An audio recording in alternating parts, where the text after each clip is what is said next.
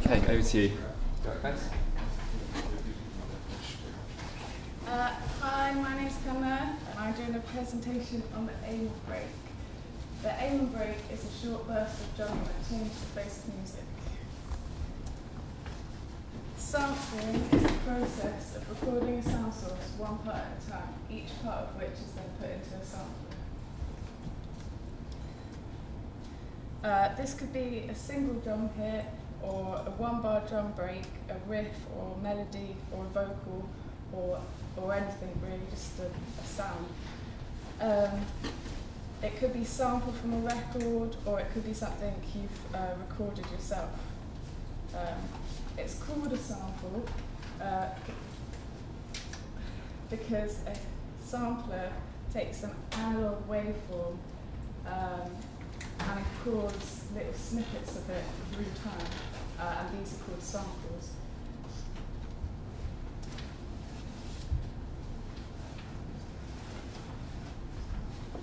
The blue line basically is the analog signal, and the red line and the black dots are the samples that are being taken.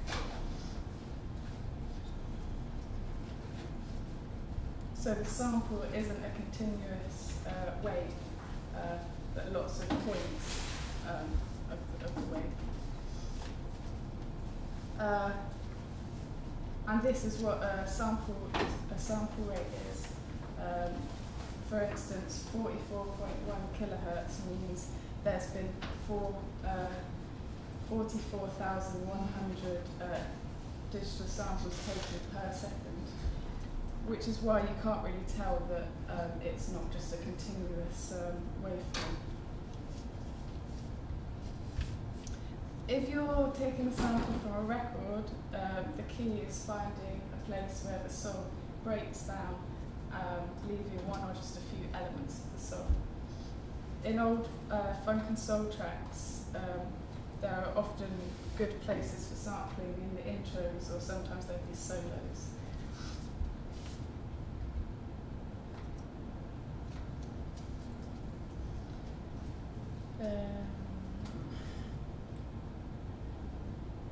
The aim break is called the aim break because it's taken from a song called Amen Brother, which is one of the most sampled records of all time. Amen Brother is the B-side of a 7-inch vinyl released in 1969 by a funk and soul band called the Winstons. It was actually a cover of a gospel song by Jester Harrison, but what makes the Winstons version the one to be sampled is the 6-second drum solo in the middle. This drum solo is performed by Gregory C. Coleman, who drummed for Otis Redding, Curtis Mayfield and the Impressions before joining the Winstons. The Winstons recorded Amen Brother quickly because they didn't have any more songs and just needed a B-side, so they decided to do a cover. In the first 2 bars of Coleman's drum solo, he plays the same beat as the rest of the song, but in the second 2, he changes it, agitates the beat by delaying the second snare. This makes it perfect for sampling because drum hits can be sliced and rearranged into countless rhythms.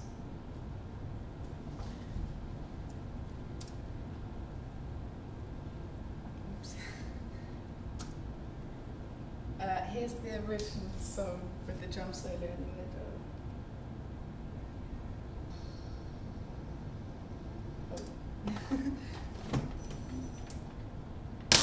Ooh.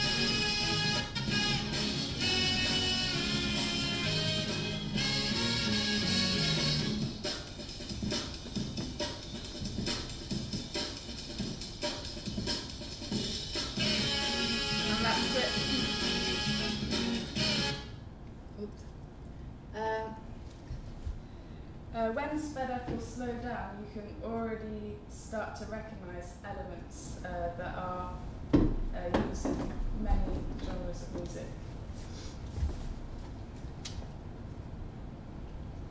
The first one's just the break as it normally is, the second one's sped up, and the last one's slowed down.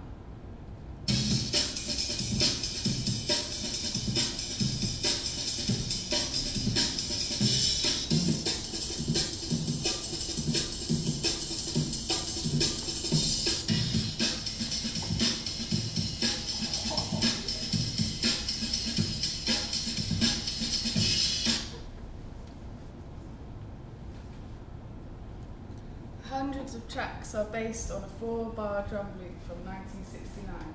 The Winstons helped create an entire subculture with a 6-second piece of music, and they did this by accident. The aim and break became popular with hip-hop producers in the 1980s. In NWA's track, Straight Outta Compton, the break is used straight without rearrangement, and it mainly uses the first bar just looped over and over again. You are now about to witness the strength of street knowledge.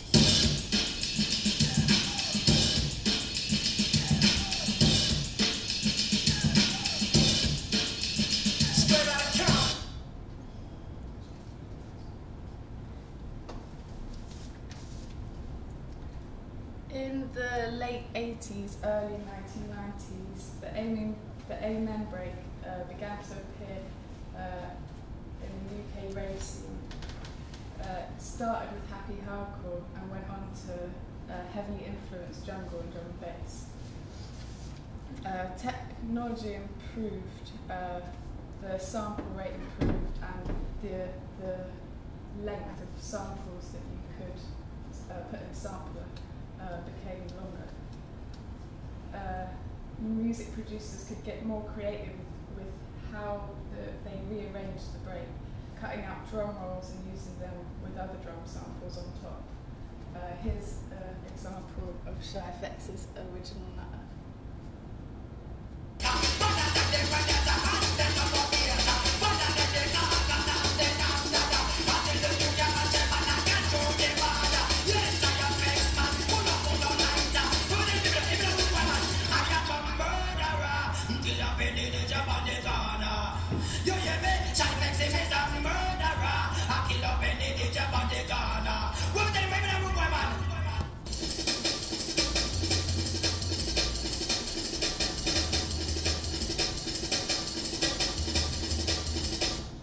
So you can see they've cut it up a lot more and created a kind of rolling effect, and it kind of changes a lot more throughout the song.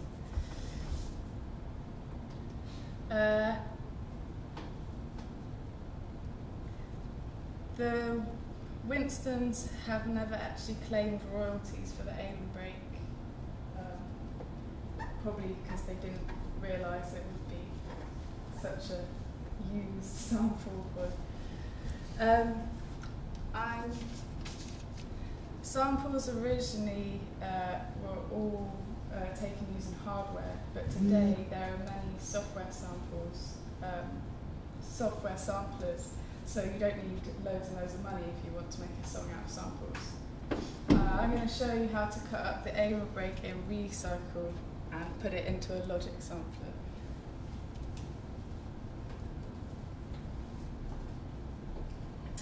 Once you've got the sample that you want to use all cut up in Logic or another program, you just open the WAV file in Recycle. Oh, I think I've already done that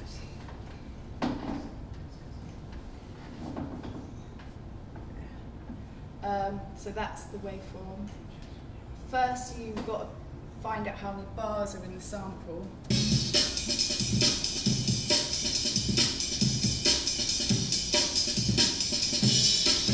And there's 4 bars in this sample. You set that up here, and to set that you press that. Once you've done that, all these things become available to use. and you can set the sensitivity, which just puts in the transient markers for you and all of the drum hits. It can be a bit too sensitive, but you can just remove them or move them around and yeah, make it so it's good. And then you literally just save that as a recycle file. But I've already done that.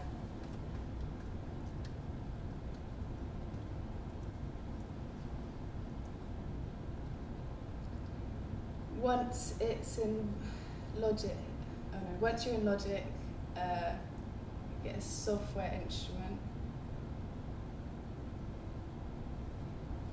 select the EXS24 sampler, go to Edit, Instrument, Recycle Convert, extract MIDI region and make new instrument, and then select your recycle file from wherever you saved it. And it basically just maps all of the different drum hits to the MIDI keyboard, so you can play them all individually. And it also puts a little a little thing in here of the notes.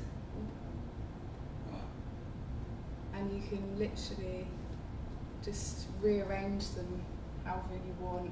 Like, just drag that and put it.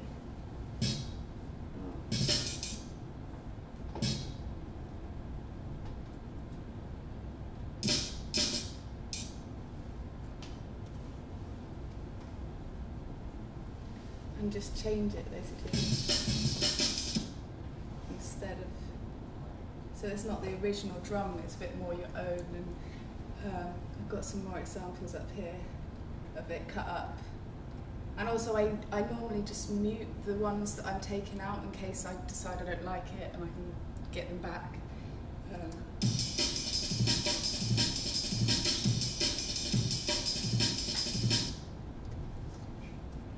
I've also got an example of if you were to put it into a whole song. I already had a song without the aim and break in, and I literally just put the aim and break into it, and it kind of works already. Is it here?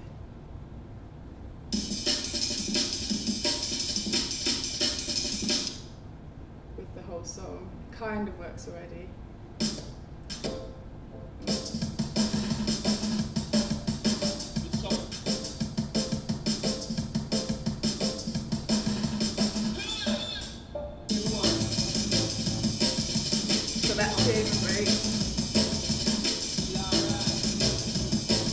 But actually what I've already done